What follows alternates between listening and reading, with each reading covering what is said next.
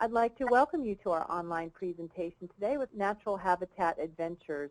We're here today to talk about Botswana, the quintessential African safari destination.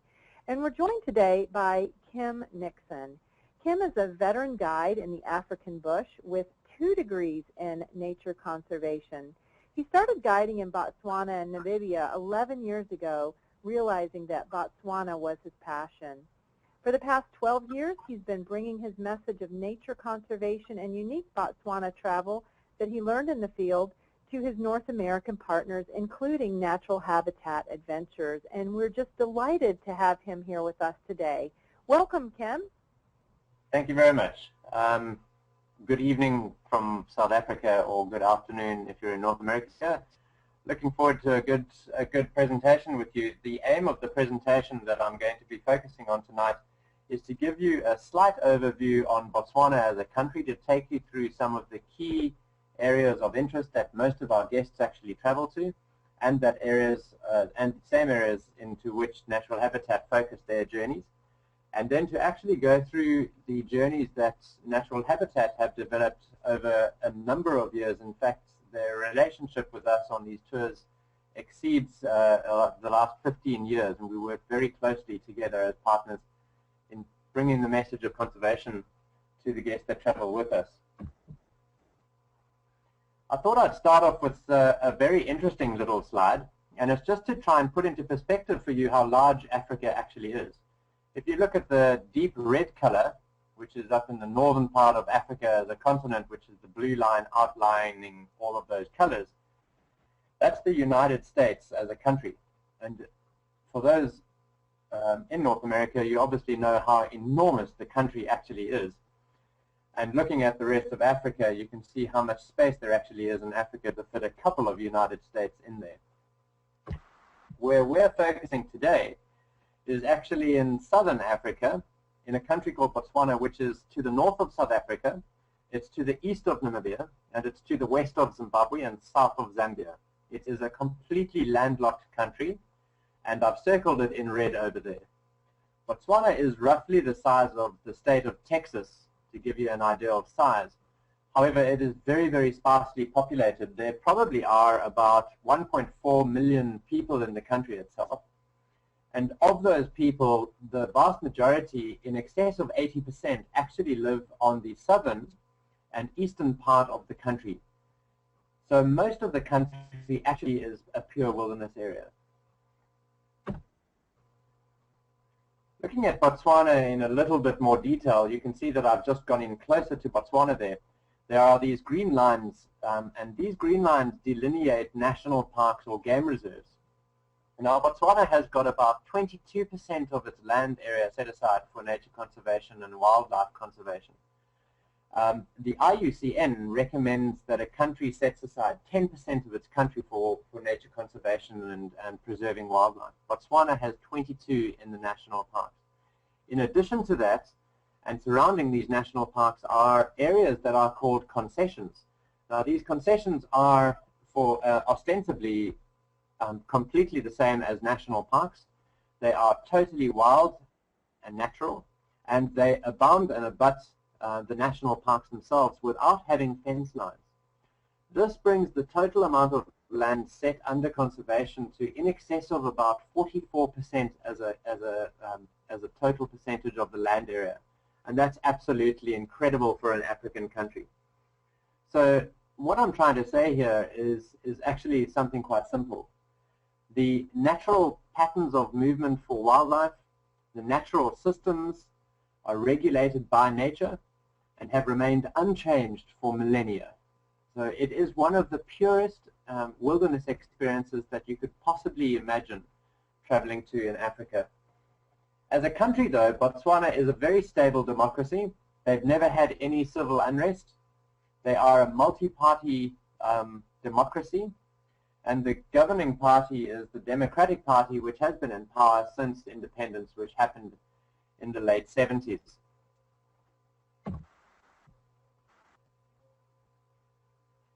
Just going into the safaris into a little bit more detail and just looking at Natural Habitat as a company and the focus of the company in terms of their African journeys. I love working with natural habitats simply because one of their key philosophies and their key differentiators is that they believe that the quality of the experience is as a result of the guides. Most of the guides themselves have been trained for a number of years before they've hosted any of the guests. They have been degreed, and most of them have got qualifications behind their name as well. And most importantly, they enjoy hosting guests for longer than 2 to 3 nights at a time, and hosting them on these journeys which last upward of 2 weeks at some point. The beauty about this is that the level of knowledge and interpretation that the guides are able to impart to you as the guest is much more deep than if you only had to spend a few days with your guide. The other beauty about the safaris is that they attract like-minded travelers, people that are really interested in an up-close and personal wilderness wildlife experience, and folks that are interested in something that takes you a little bit deeper than just the superficial looking of the animals. You get to understand the behaviors of all of the species. So most of the guides are actually avid photographers. In fact, most of these images that you're seeing over here are actually taken by guides.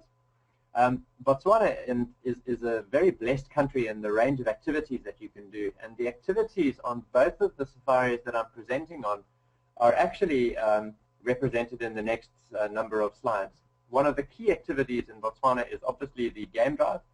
As you can see by the vehicle in the background there, they are open Land Rover game drive vehicles.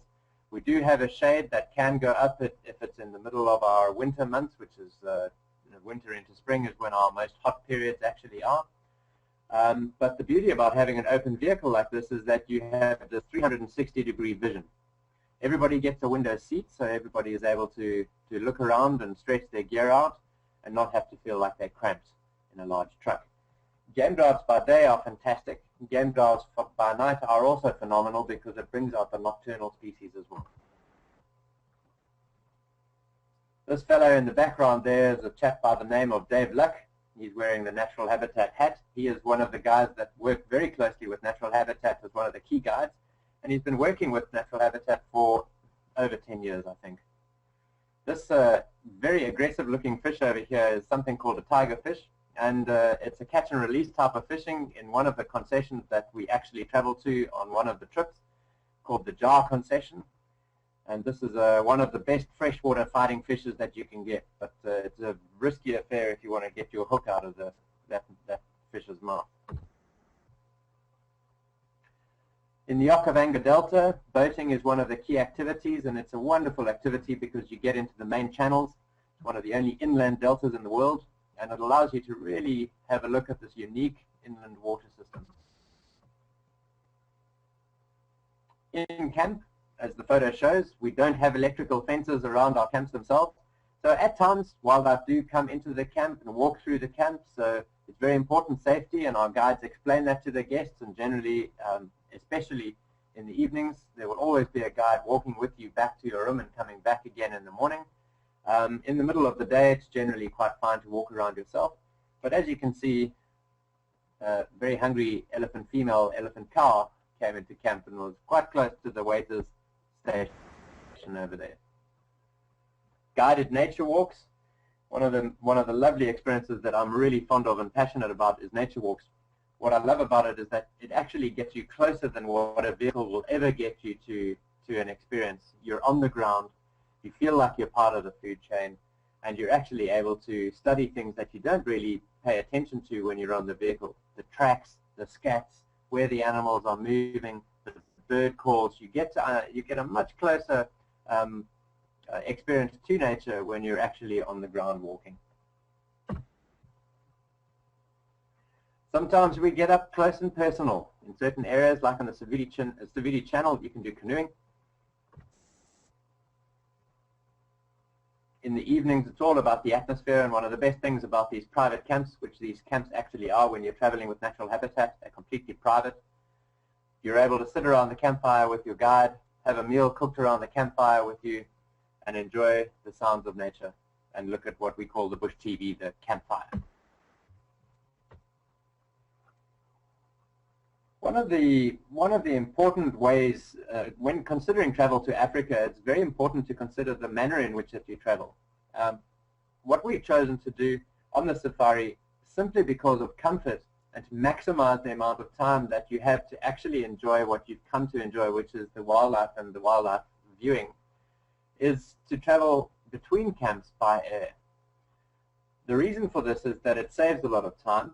As you can see, this is a high-wing aircraft, so you have a fantastic view of the surrounding landscape while you're flying, so you have this wonderful photographic opportunity. But it also is a way to get you past what we would call the endless Mapani and into the key game viewing areas very quickly, so that you can continue in a different habitat type your game viewing experience. These are the aircraft that you would mostly be traveling in. There is a pod underneath the aircraft which would take the luggage, which is limited to 44 pounds per person.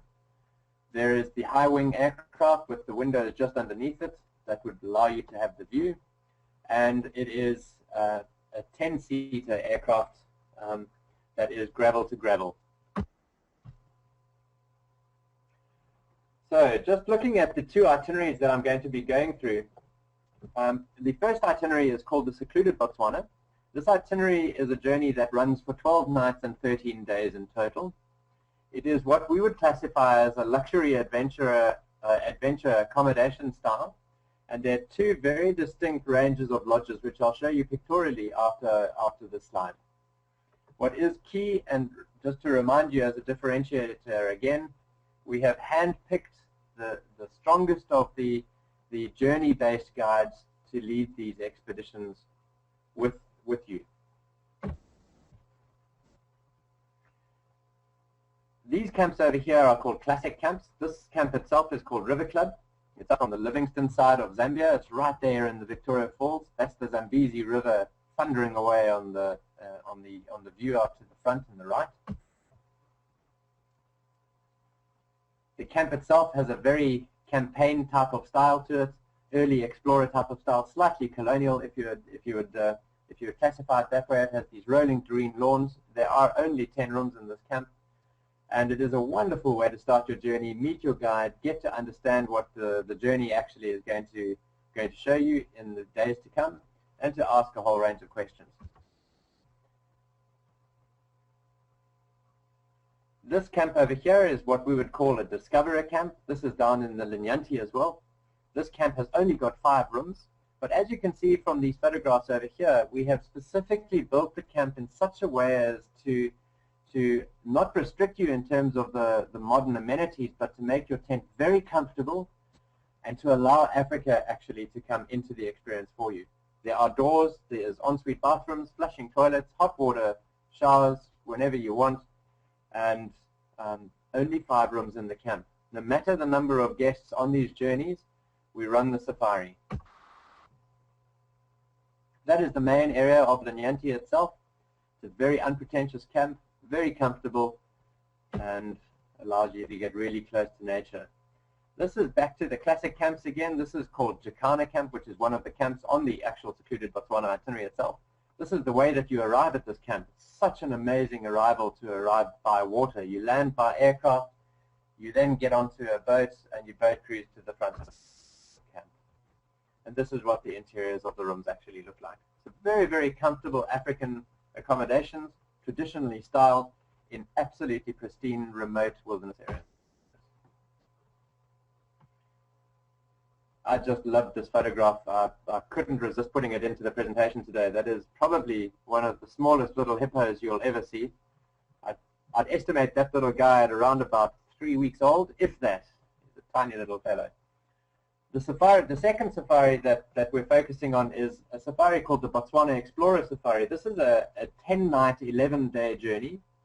It is what we would classify as a classic tented accommodation style. There are 2 distinct styles of accommodation, but like the other itinerary, the Secluded Botswana that I showed you, there are 4 distinct ecosystems and experience types that we travel through, making sure that you stay interested, have different habitats, different experiences, and different animals and experiences to take away.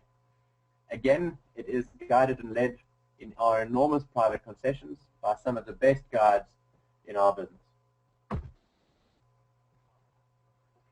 And to look at the accommodations, this is a camp called Tokalea. This camp is up in Livingstone as well, in the Victoria Falls region. It's a stunning camp to start your journey, like River Club is. It is a camp that only has 10 rooms, of which 2 are family rooms. And it's just this wonderful, relaxing environment on the banks of the Zambezi with climate-controlled rooms that allows you to have a very soft entry into Southern Africa. This style of accommodation, though, is called the adventurer style of accommodation, and it is a lot more simple than what the secluded Botswana is, but it brings you that much closer to nature. The camps are all fully serviced, so there is absolutely nothing for the guests to do apart from sitting back and relaxing, but it is also one of those camps where you're able to just completely unwind. You have a 9-foot by 9-foot dome tent. It has an ensuite bathroom with shower, all of the amenities. There's a hand basin outside the front of your tent, and it is once again located in the most remote areas of our private concessions. So just to recap what I was talking about earlier in terms of the 4 distinct different experiences, both of these journeys actually start up in Victoria Falls, which is located up on the top of the map.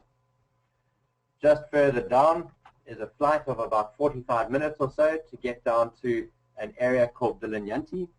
I'll show you pictorially what that area looks like.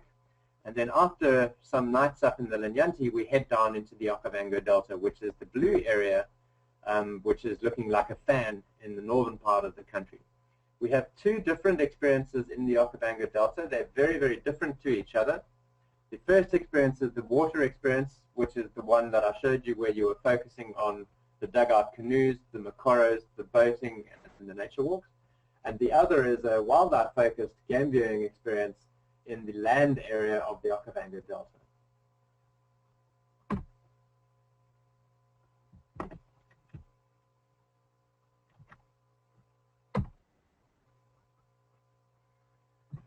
So looking at Victoria Falls itself, it is the widest curtain of water in the world, widest falling curtain of water in the world.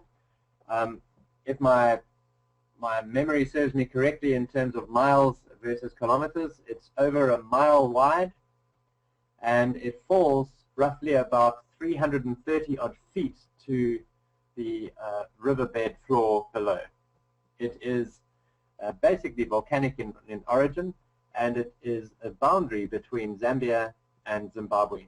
Now, Zambia is close to the natural habitat sign on the bottom right-hand side of the map, and Zimbabwe is on the Victoria Falls side, which is up on the top left. The area that we travel to is the Zambian side. So looking at a Google Earth image, you'll be able to see the falls actually close, literally between the towns of Livingstone and Victoria Falls, and the yellow line is the boundary between the 2 countries. Both of the camps that we visit on both of these tours are in Zambia itself. And it is a fantastic experience to walk around with somebody who's knowledgeable, who's able to actually explain to you how it is formed, how it moves, how it actually changes from a year-to-year basis, and just the volume of water, and to experience that is pretty breathtaking. An unforgettable experience. There are a number of different ways of experiencing the falls actually. You can see it by air, by helicopter, if you want to add that to your journey. What we include on these journeys is guided tour of the falls, and then obviously a sunset tour on the Zambezi River itself. Okay, Victoria Falls and Livingstone was up on the top right of the map, off screen. After a night or 2 up in that area, we fly down into the Linyanti, which is the green area called NG16, or my apologies, NG15. That's the area that we travel to. It is an enormous concession. It is probably one of the greatest elephant conservation areas on Earth today. If you had to travel to this area between August and the end of October, at any one time on this piece of land, there are in between 12 to 20,000 different elephants walking around. It is a complete and utter Garden of Eden, and this is what it looks like. If you look at this from a Google Earth point of view, The area that I'm talking about is in the area of Savuti and King's Pool. And this is actually the end of the Great African Rift Valley. And the Rift Valley ends in the Okavango Delta, which is just above the area called Duba Plains.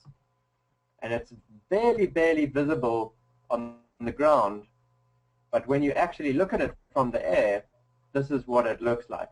And you can very distinctly see these tree lines over here, which is the Botswana side of the Linyanti concession. And all it is about 9 foot of additional sand higher where the tree line is.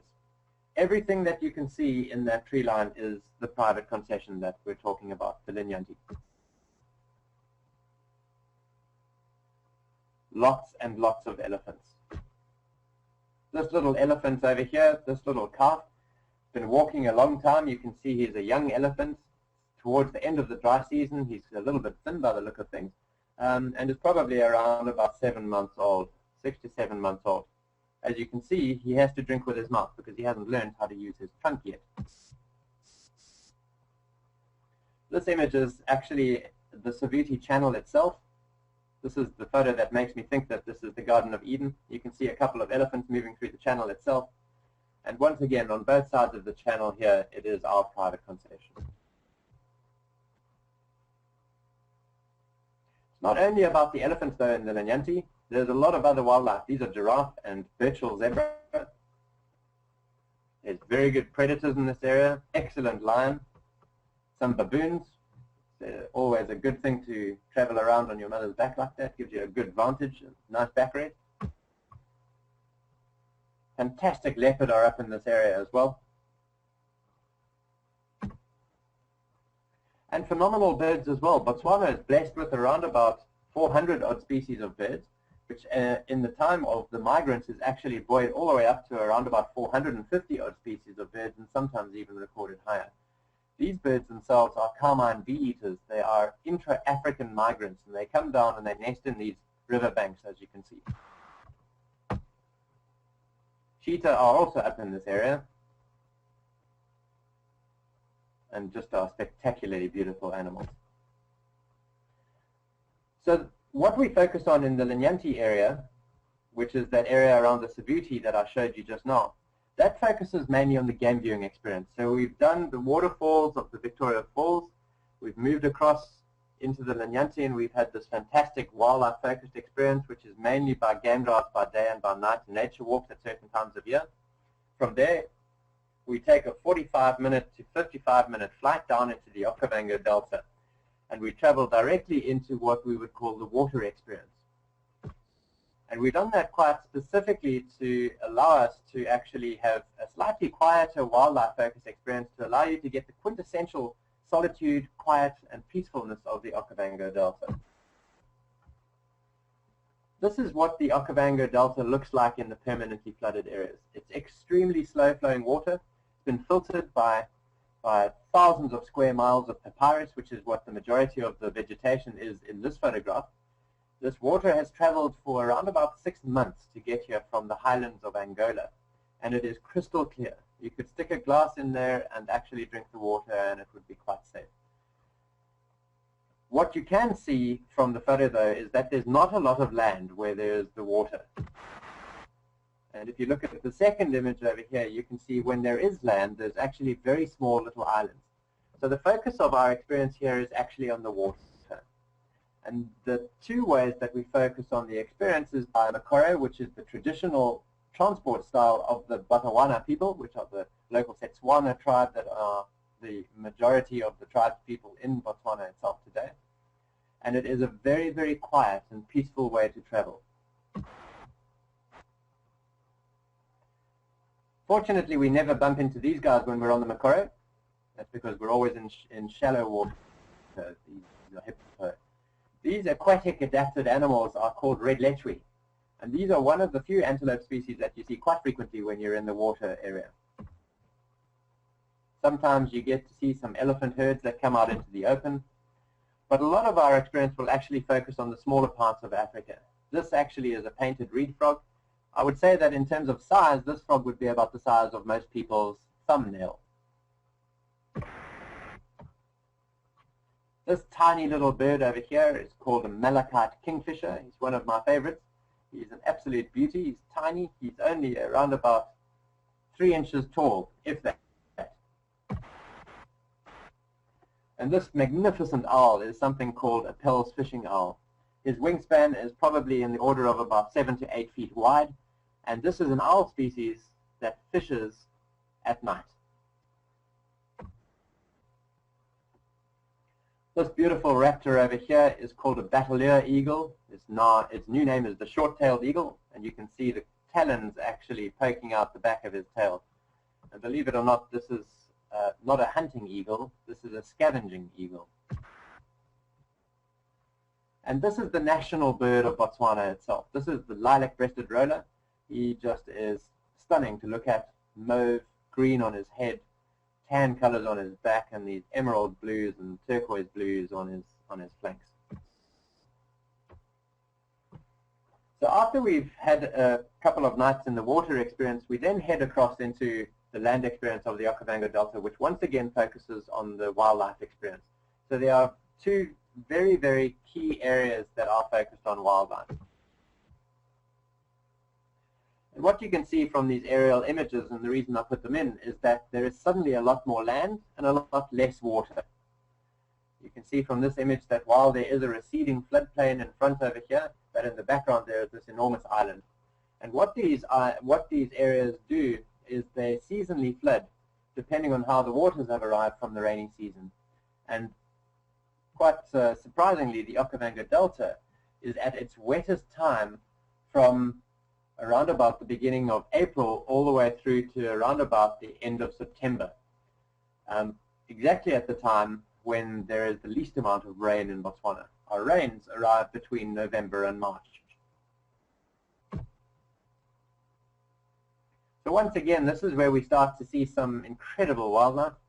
That's one of the youngest little lion cubs you'll see on the left ever in your life. This little guy is probably in the region of about, I would say, 7 to 10 days old. This magnificent beast is called a sable antelope. Wonderful leopards. Great big elephants as well. And one thing I did want to make sure is very clear from the presentation is that Africa is not a zoo. What happens in our areas in Africa and what happens in these wilderness areas is as a result of nature, and it is not influenced by humans at all. So what we see is completely natural. This is a lion hunt of buffalo. And I just wanted to point out to you that it's not always the lions that win. Sometimes the buffalo win and chase the lions up a tree. And one of the best things that we have in Africa are phenomenal sunsets. So I'd like to invite you to come and visit us down here in Southern Africa. Thank you so much. Kim, thank you. That was a beautiful presentation, and we've gotten quite a few good questions in to the queue, and I would invite our audience members to send your questions in now, and I will read those to Kim for you. So, Kim, the first question we have is about what seasons water safari exploration is best in the Okavango Delta? I would say that every season has got its advantages. It depends what it is that you're actually looking for out of your experience. If you are looking for the most dense wildlife experience, then the key time to travel at that point would be from the beginning or middle of June all the way through to the 10th or middle of November. What I would caution you on, though, is when you have volume of animals, you also do have some other differences. The animals generally at that time are congregating in such vast numbers simply because they're coming down to the water to drink because it's so dry. Because it's so dry, the vegetation is not that good, and as a result of that, some of the animals are actually struggling to make it through the dry season. That's the cycle of life. So some people and some guests find that a little bit hard to enjoy, but it is also a time when you'll see a lot of the predator action because the prey is reasonably easy to catch. My personal favorite period of time to travel is when it is slightly cooler and not in the time when the peak of the rains actually arrive. And that would be between March and the end of May. And it is at a time when we've moved into autumn. The vegetation has started to lie a little bit more flat again, so you've got these wonderful vistas and this incredible view. And because it is warm still in the day, the animals are coming down to drink. They're still looking fit and fat and flourishing.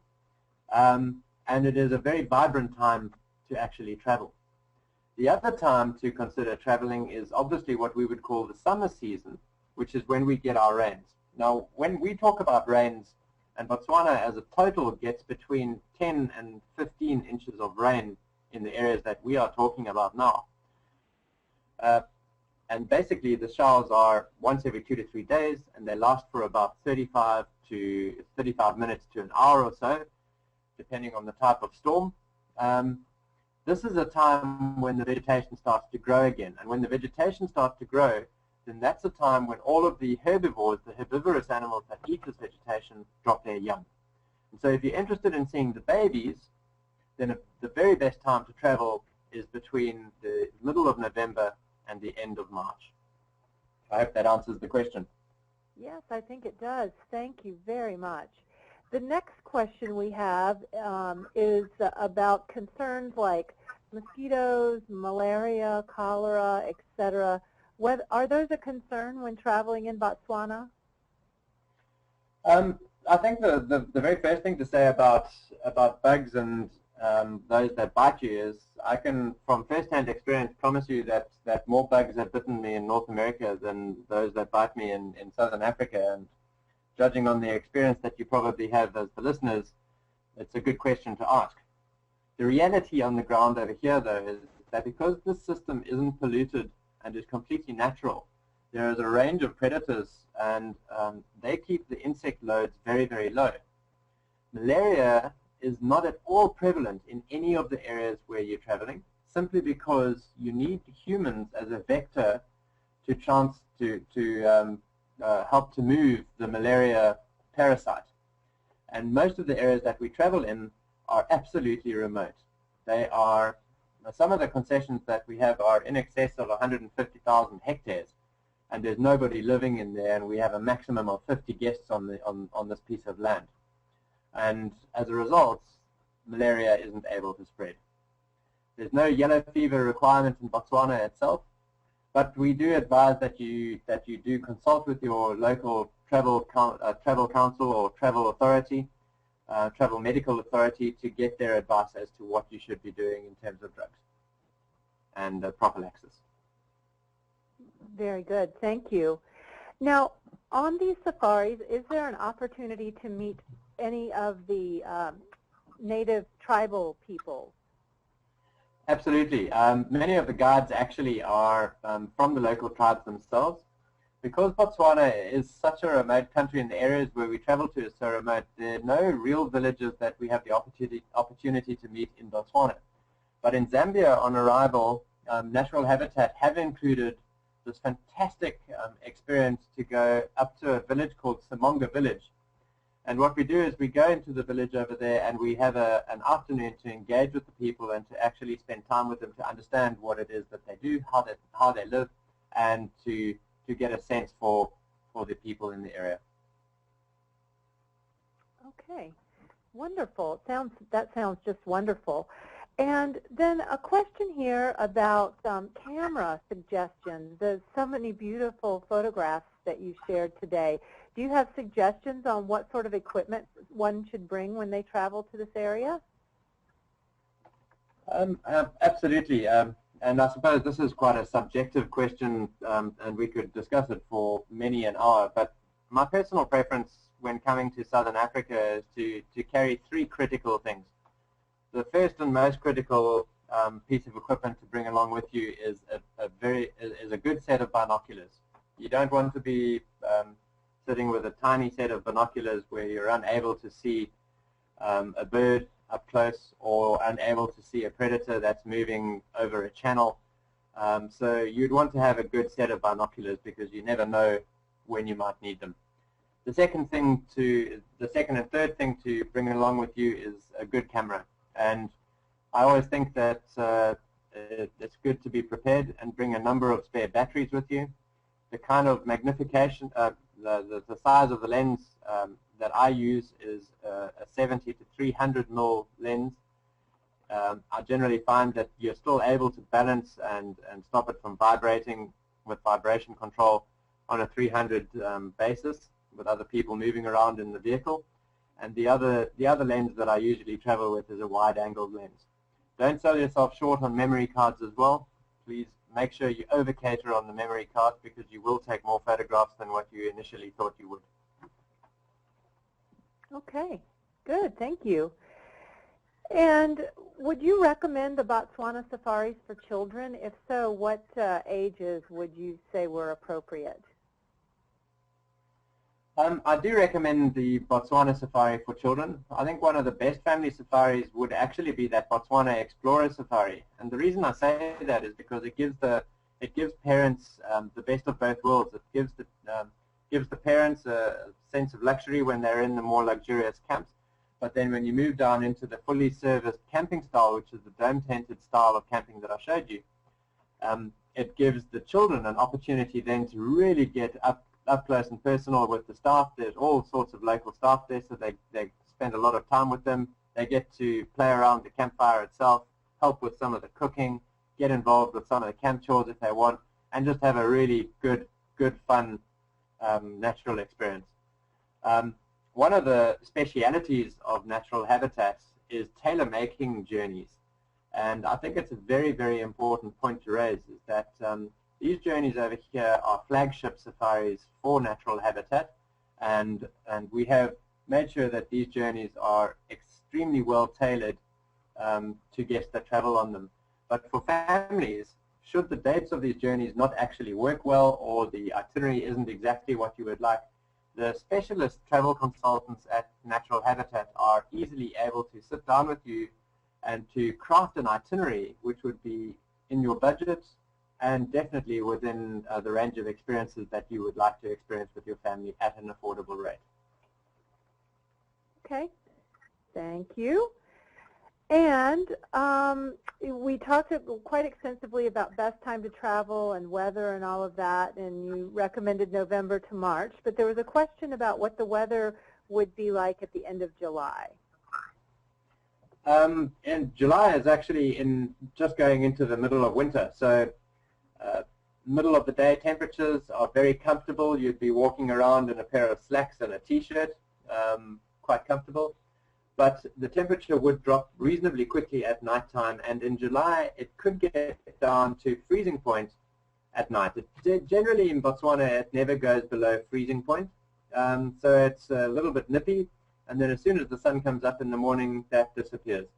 So very, very comfortable sleeping. We're quite original with some of the clever things we do. Hot water bottles in the bed at night, feather duvets, and it's also non-allergenic feather, I must add. For those guests, when they're sitting around the campfire, you can roast the front of your legs. If you travel to certain countries, we'll have these warm rocks that we've heated, and we put them under your chairs while you're sitting at the campfire so that your rear end can get warm. But it's a very comfortable time of year to travel, and it is the very beginning of our peak travel period. It's also a dry period, you know, so what's happened is the seasonal water holes have dried out, and when they dry out, the animals tend to move back to the permanent water points. Now, the Okavango Delta and the Linyanti that I showed you are two of these areas where they have this permanent water. And so this is the beginning of the time when you start to see the big concentrations of wildlife coming back to the river courses again. All righty, thank you. Oh, this is a very good question. I bet you get this a lot. Here's the question. Why choose a Botswana safari over one in another area of Africa, such as Tanzania or Kenya? There are so many to choose from, and if I can only go to Africa once, I'd want to pick the best one for range of experiences. I'm pretty biased, and my bias is on the basis of the quality of the experience. And I'll preface my comments by saying I prefer to travel in areas where there are fewer tourists, the road less traveled. And Botswana as a country is one of the countries that has a high cost but very low impact tourism model. And the beauty about that is that it allows you as the guests to really get a hands-on personal experience, which is not with the madding crowds. You're able to spend as much time as you like with a sighting without having to be rushed off the sighting. And it's a very personalized experience as a result of the quality of the guides that travel with you. The only other country in Africa that I would say, in my personal opinion, and it's my own humble opinion, many people may disagree, I think that the only other country that could come close to Botswana in terms of the quality of experience and the type of journey that I've been explaining to you now would be Tanzania. Both of the, especially Botswana, is a Switzerland of Africa in terms of safety, in terms of the quality of the natural areas, and in terms of the fact that it is lowly populated with relatively few tourism numbers. Okay, thank you.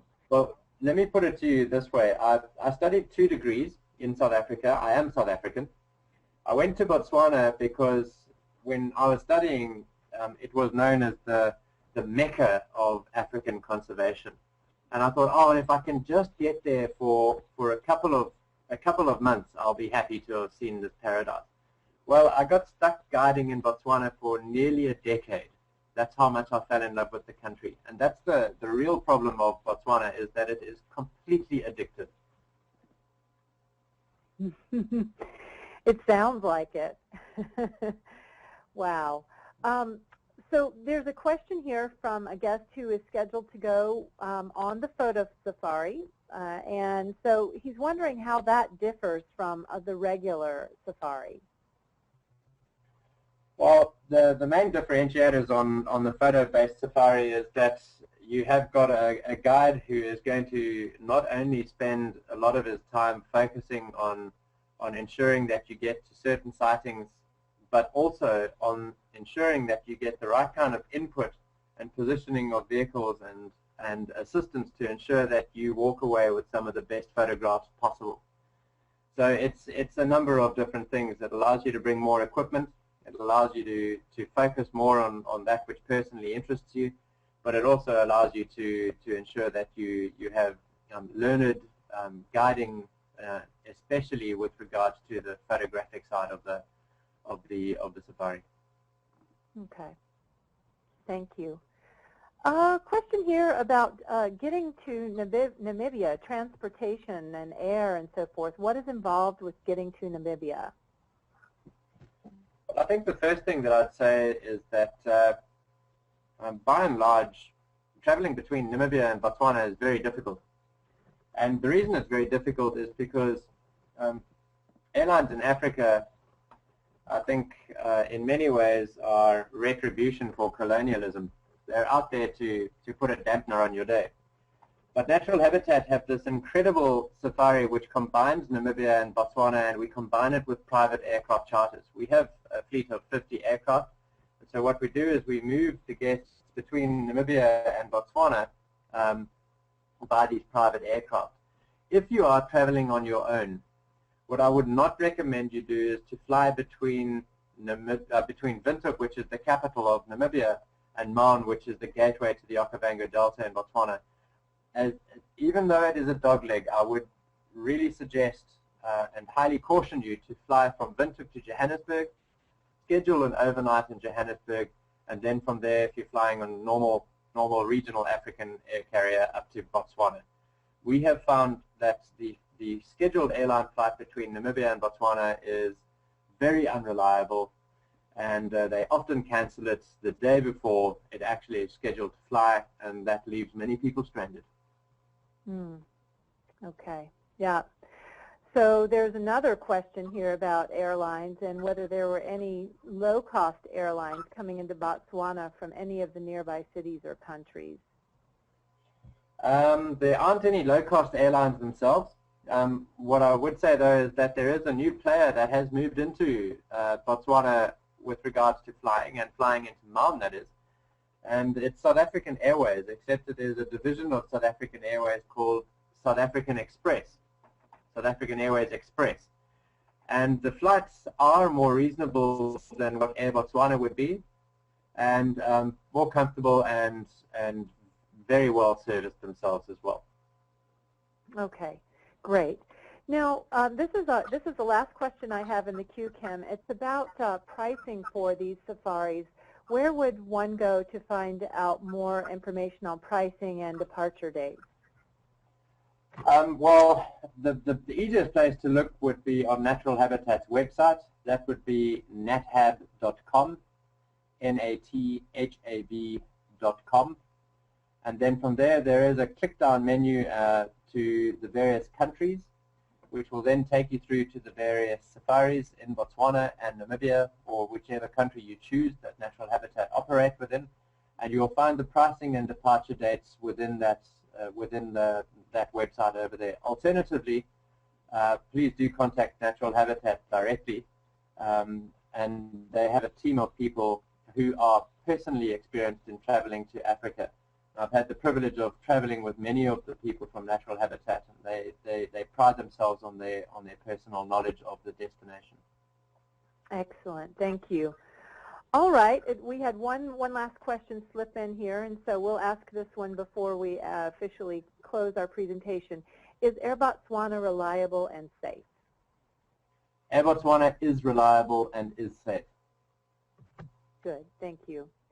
This has been such a wonderful presentation, and Kim, I know it's very late for you, so thank you for staying up and being with us today for this presentation, and I'd like to turn it back to you now for anything else you'd like to share before we close.